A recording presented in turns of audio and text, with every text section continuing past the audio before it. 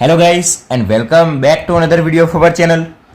आज के लेक्चर के अंदर हम स्टडी करेंगे लीनियर अलजेब्रा के अंदर दूसरा लेक्चर, किसका? लीनियरली इंडिपेंडेंट सेट और लीनियरली डिपेंडेंट सेट का। आज हमारे पास उसका दूसरा लेक्चर और दूसरा एग्जाम्पल है। इसके पहले के लेक्चर के अंदर हमने डिटेल में स्टडी किया था एल और एल क्या होता है, उसकी डेफिनेशन देखी थी। उसके अलावा हमने एक एग्जाम्पल को सॉल्व किया था कि हमको जो सेट दिया हुआ है वो एल है या फिर एल।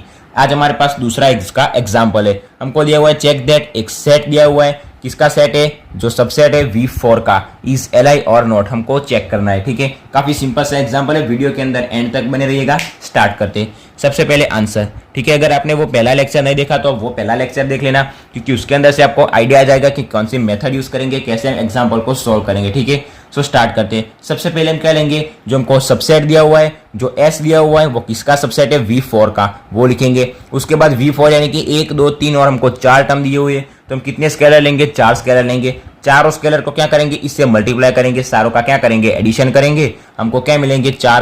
हमको 4 इक्वेशन मिलेंगे। 4 इक्वेशन को जैसे हम सॉल्व करेंगे तो हमको अल्फा बीटा गामा और थीटा की वैल्यू मिल जाएगी।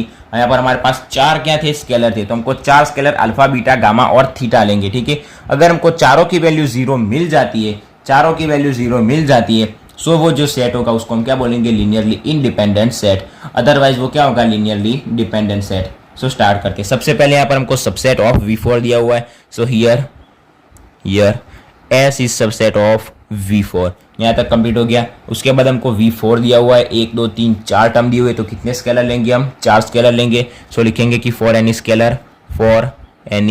स्केलर कौन कौन से स्केलर्स लेंगे? सो हमको 3 तो पता है, अल्फा बीटा गामा, चौथा लेंगे थीटा। अगर 5वां आता है तो हम डेल्टा भी ले सकते हैं। For any scalars alpha beta gamma theta such that वो किसके अंदर से बिलोंग करेंगे? So alpha beta gamma theta belongs to real number. ये हमारी हो गई सबकी जो सारे मेथड की जो लाइन होती है वो दूसरी लाइन। ठीक है, सो ये 2 लाइन हम ऑलवेज लिख ही देंगे। अभी हमारे पास जो सेट है उसको क्या करेंगे? अल्फा फिर बीटा गामा और थीटा से मल्टीप्लाई करेंगे। सो पहला हमारा सेट कौन सा दिया हुआ है? 1 -1 2 0, तो उसको पहले टर्म को मल्टीप्लाई करेंगे अल्फा से, बीच में आएगा प्लस। दूसरा टर्म हमको कौन सा दिया हुआ है? 1 1 2 0, उसको मल्टीप्लाई करेंगे बीटा से, फिर आएगा प्लस। तीसरा टर्म हमारे पास कौन सा है? 3 0 0 -1, उसको मल्टीप्लाई करेंगे गामा से, प्लस चौथा टर्म हमारे पास है 2 1 -1 0, उसको मल्टीप्लाई करेंगे थीटा से, जो किसके इक्वल होगा? 0 0 0 0, क्योंकि 4 टर्म है, सो हम कितने 0 लेंगे? 4 0 लेंगे। ठीक है,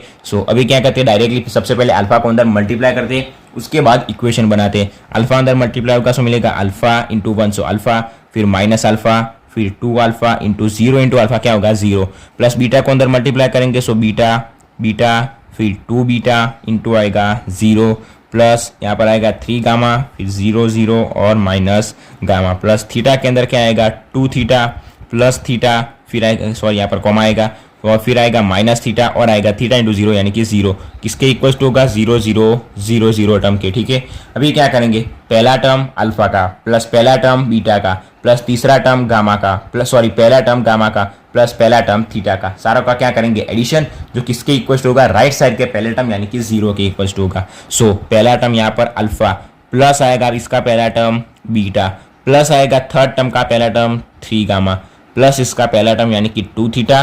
राइट साइड में हमारे पास इक्वल टू क्या है? 0, सो इक्वल टू हम रखेंगे 0। इसको हम देते हैं इक्वेशन नंबर 1। अभी इक्वेशन नंबर 2 बनाएंगे, सो इसका क्या लेंगे? सेकंड टर्म, सो माइनस अल्फा, यहाँ पर क्या होगा? प्लस बीटा प्लस होगा, यहाँ पर क्या होगा? 0, सो प्लस 0 लिखने का कोई मतलब नहीं है। नेक्स्ट क्या आएगा? Plus theta, so plus theta जो भी किसकी इक्वल होगा? 0 की इक्वल होगा यहाँ पर। ठीक है, अभी थर्ड टर्म देखते हैं। सो हमको क्या मिलेगा यहाँ पर? 2 अल्फा प्लस इसका थर्ड टर्म 2 बीटा प्लस इसका थर्ड टर्म हमारे पास क्या है? 0 है, सो लिखने का मतलब नहीं है। और प्लस इसका थर्ड टर्म क्या है? Minus theta, so plus minus theta यानी कि प्लस माइनस होगा माइनस थीटा, इक्वल टू इसका थर्ड टर्म 0 हो जाएगा। इसको हम दे देते इक्वेशन नंबर 2, इसको दे देते इक्वेशन नंबर 3। अभी फोर्थ टर्म लिखते हैं, यहाँ पर क्या आएगा? 0, सो 0 लिखने का कोई मतलब नहीं, ये भी 0 हो जाएगा, तो क्या आएगा? माइनस गामा, फिर आएगा प्लस 0 0 0, वो लिखने की जरूरत नहीं, directly right side equal to 0। So यहाँ से हम गामा इक्वल टू क्या लिख सकते हैं? 0। यहाँ पर हम डायरेक्टली देख सकते हैं कि हमको गामा की वैल्यू क्या मिल गई? 0।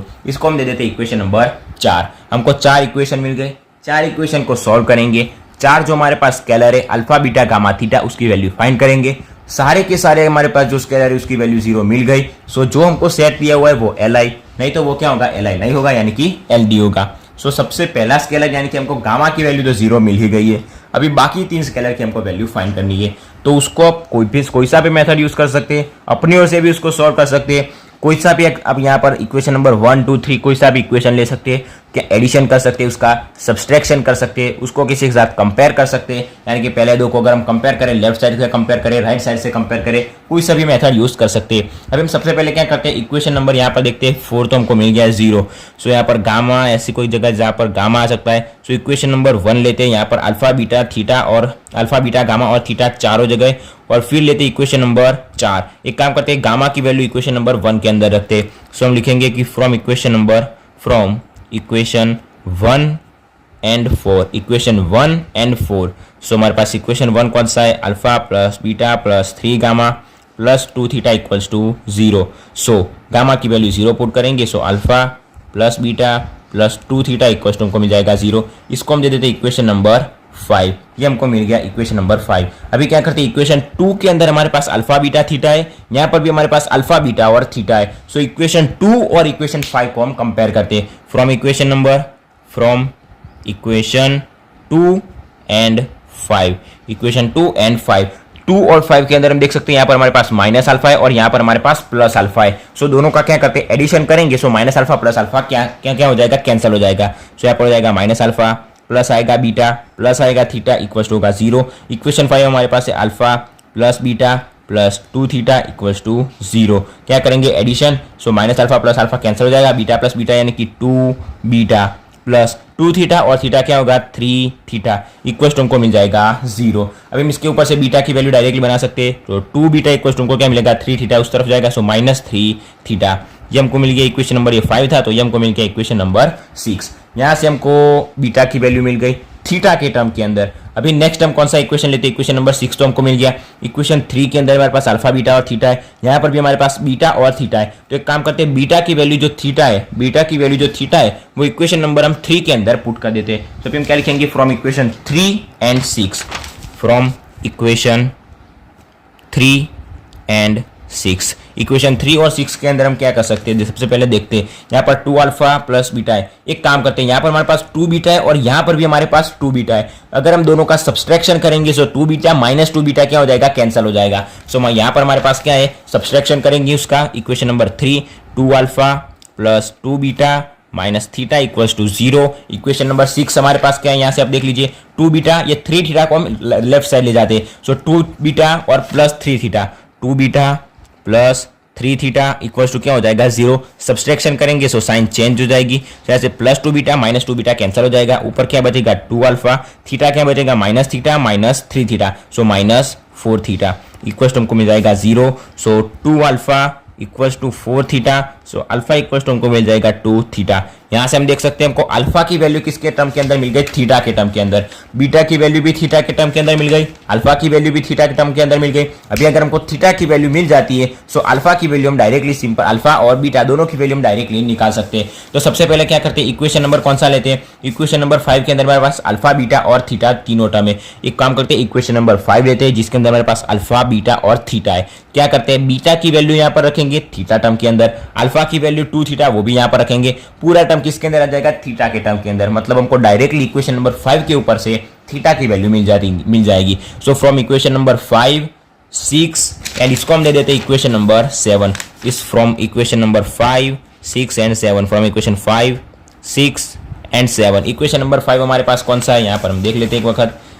Alpha plus beta plus 2 theta, alpha plus beta plus 2 theta equals to 0। Alpha की वैल्यू हमारे पास क्या है 2 थीटा, सो प्लस बीटा की वैल्यू यहाँ पर हमारे पास कितनी है, बीटा की वैल्यू नहीं है, 2 beta equals to minus 3 theta है। सो बीटा इक्वल्स टू हम क्या लिख सकते हैं, माइनस 3/2 थीटा। सो बीटा की वैल्यू क्या मिलेगी हमको, minus 3/2, so minus 3/2 theta plus 2 theta वैसे का वैसे इक्वल टू 0। 2 को एलसीएम लेते हैं, यहाँ पर 2 आएगा, यहाँ 2 आएगा और इस तरफ क्या हो जाएगा 0 के साथ 2 मल्टीप्लाई हो जाएगा। सो 4 theta minus 3 theta plus 4 theta, नीचे जो एलसीएम 2 आएगा वो 0 के साथ इक्वल्स टू 0 ही हो जाएगा। सो 4 और 4 होगा 8 माइनस 5 यानी कि हमको मिलेगा 5 थीटा इक्वल्स टू 0। सो हमको डायरेक्टली थीटा इक्वल्स टू क्या मिल जाएगा 0।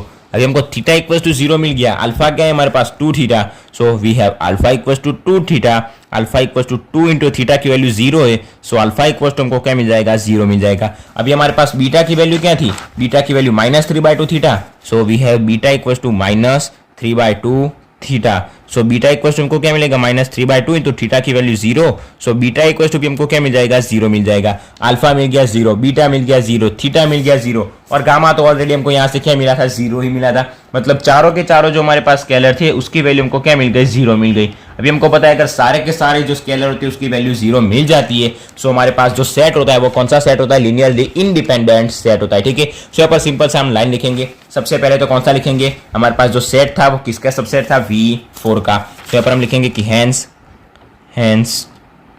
S is subset of V4 and its Li and it is Li linearly independent set। यहाँ पर हमारा एग्जाम्पल क्या हो गया, कंप्लीट हो गया। काफी सिंपल और इजी मेथड थी, मैंने आपको आसानी से समझा दिया। एक और बार हम उसको क्या करते हैं, रिवाइज कर देते हैं। सबसे पहले हमको क्या दिया हुआ था कि जो S था वो सबसेट था V4 का, वो हमारी सबसे पहली लाइन। दूसरी लाइन हमको पता है कौन सी होगी, जो हमको कितने स्केलर लेंगे और जो स्केलर होंगे किसके अंदर से बिलोंग करेंगे, सो रियल नंबर के अंदर से बिलोंग करेंगे। उसके बाद जो हमको सेट दिया होगा, अगर 1 2 3 टर्म होंगे तो हम 3 स्केलर लेंगे, 2 टर्म होंगे तो 2 स्केलर लेंगे, 4 टर्म होंगे तो 4 स्केलर, 5 टर्म होंगे तो 5 स्केलर। जितने टर्म होंगे जितने स्केलर होंगे उसको क्या करेंगे, मल्टीप्लाई करेंगे और जितने टर्म होंगे उसका क्या करेंगे, एडिशन करेंगे। एडिशन करने के बाद हमको इक्वेशन मिलेंगे। इक्वेशन को हमको क्या करना है, कुछ भी करना है, लेकिन सारे के सारे इक्वेशन के अंदर जितने भी टर्म होते हैं alpha beta gamma theta delta, उसकी हमको क्या करनी है, वैल्यूज फाइंड करनी है। अगर वैल्यूज 0 मिल जाती है तो लीनियरली इंडिपेंडेंट सेट, अगर वैल्यूज 0 नहीं मिलती, 0 के अलावा कोई मिलती है, अगर हमको हमारे पास 4 स्केलर थे यहाँ पर अल्फा बीटा गामा और थीटा,